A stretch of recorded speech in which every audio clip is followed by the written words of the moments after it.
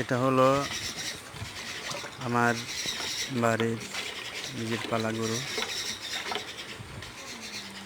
এটা আমার নিজস্ব খামার। যদি কেউ যদি গরু কিনতে চান তাহলে এই নাম্বারে যোগাযোগ করুন।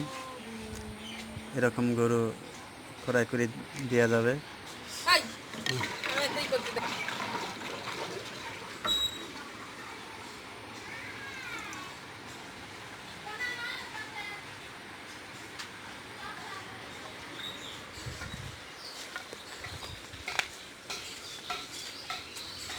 আসবেন ইনশাল্লাহ, কোনো সমস্যা নেই।